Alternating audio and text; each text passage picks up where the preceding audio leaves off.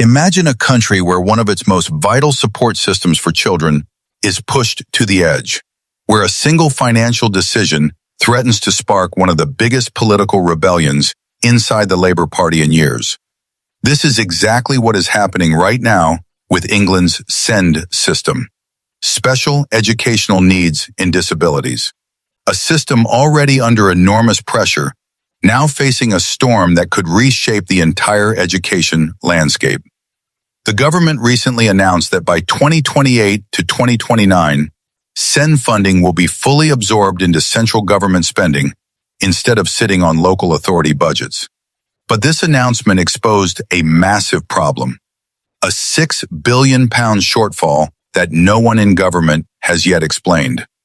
The Office for Budget Responsibility stepped in with a warning, suggesting that the change could trigger a real terms cut to mainstream school budgets of nearly 5%, instead of the increase the government had promised.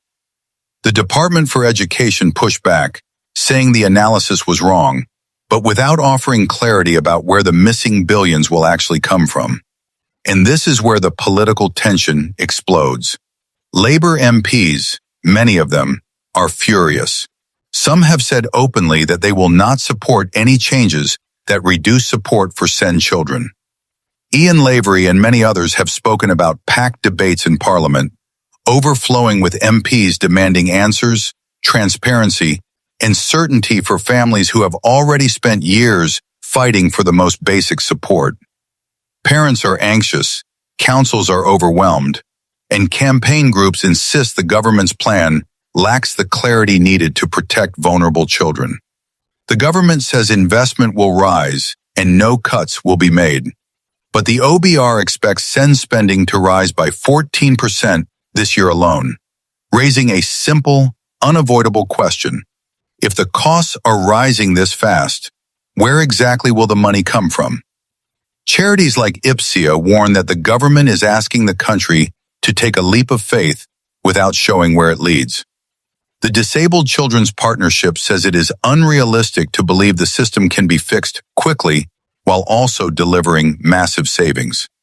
Meanwhile, Helen Hayes, chair of the Education Select Committee, offered a stark reminder. Transforming the SEND system will not come for free.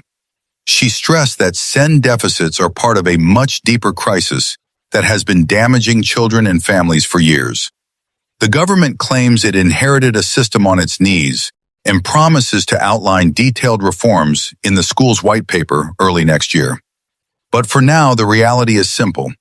MPs are tense, families are worried, councils are stretched to breaking point, and the question of how SEND will be funded remains unanswered. This isn't just politics. It's not just about numbers on a balance sheet.